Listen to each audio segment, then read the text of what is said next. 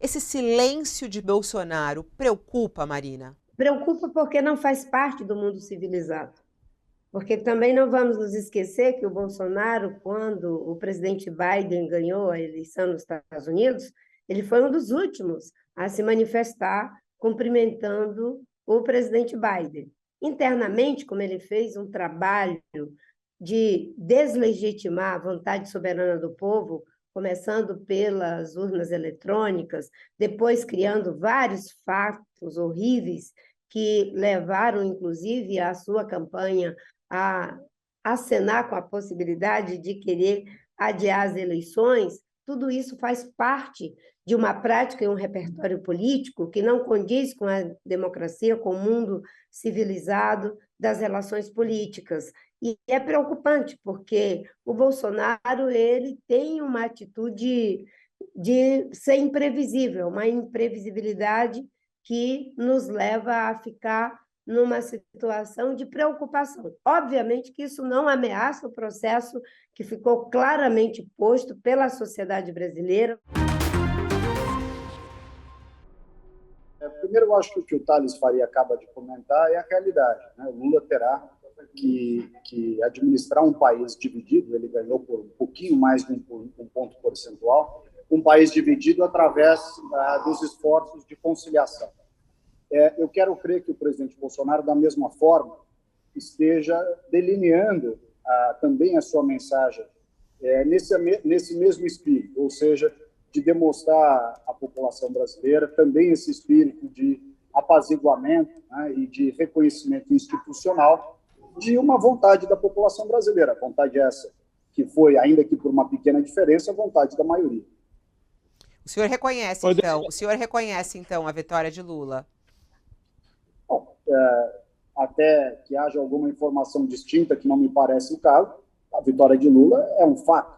Ele teve uma vitória apertada, mas teve, e, consequentemente, terá legitimidade para tomar as medidas a partir de 1º de janeiro, que, novamente, repito, terão de levar em consideração que metade do país não o queria como presidente. Consequentemente, ele precisa convencer essas pessoas de que o projeto que lhe trouxe ao poder é um projeto de conciliação e não de divisão.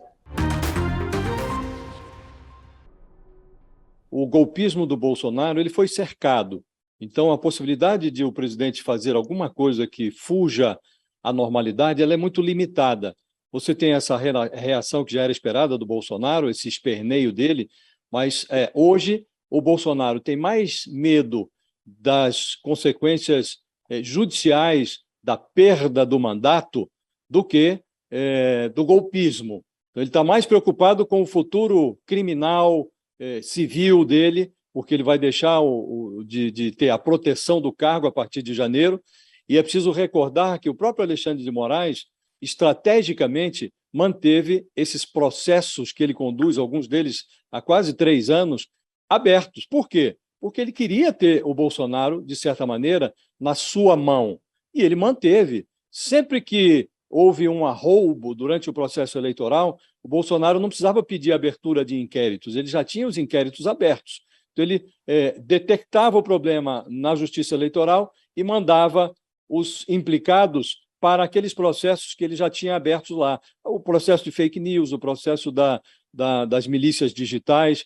Assim ele fez durante todo o processo eleitoral. E ele conduziu com mão de ferro ali, ele conseguiu conter todos os arroubos. Agora, hoje, o Bolsonaro está mais preocupado com as consequências da perda do mandato e a transferência dos seus processos para a primeira instância do que com o questionamento do resultado das urnas. Não creio que vá ter grandes consequências, mas está aí no ar, está aí nas ruas, os caminhoneiros, a ala mais radical do bolsonarismo. Eu tenho visto nos grupos das redes sociais vários deles falando em vamos resistir, vamos fazer. Não, as instituições estão prontas, estão dando sinal de que estão prontas para reagir. E aí vai ser pior ainda para o Bolsonaro, porque se ele for responsabilizado por mais essa burrada, ele tem mais uma chance de acabar atrás das grades. Ele e os filhos dele, que já falaram que para invadir o Supremo, basta um cabo, um jipe, um cabo e seja mais lá com. Enfim, não me assusta tanto, muito embora seja inconveniente. Tem uma coisa que eu notei, que é uma presença muito forte de mulheres ao lado dele, né? Eu acho que isso não é apenas deliberado, são mulheres que estão ali, que são senadoras, a senadora Simone Tebet, a Dilma estava lá, a senadora Lisiane, enfim, e muitas outras mulheres. E eu me recordo quando a Dilma saiu do governo, ela fez questão de levar várias mulheres para saírem com ela do Palácio, do Planalto, e 10 minutos depois entrou a cena do Temer com homens, não tinha nenhuma mulher na foto, né?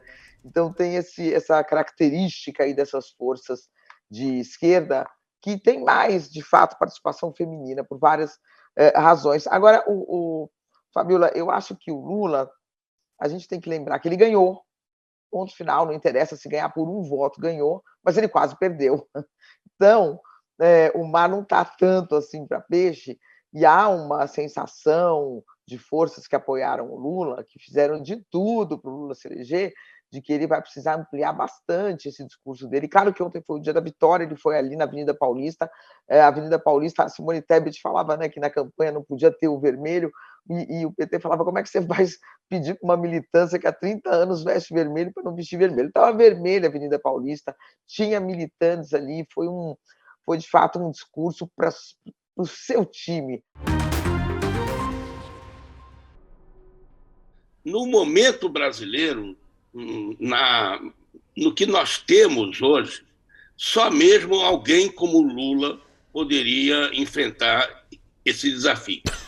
Porque o Lula tem clareza e deixou isso claro na campanha e nos discursos de ontem, que ele vai ter que governar ao centro.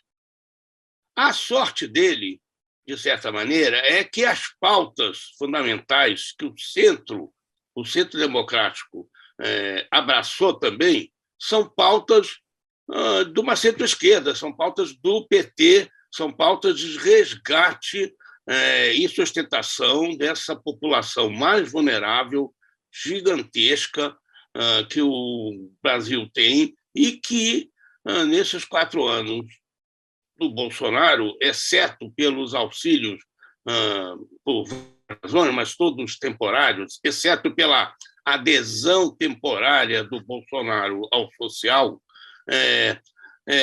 ficaram ao relento e terão que ser, de fato, amparados. Qual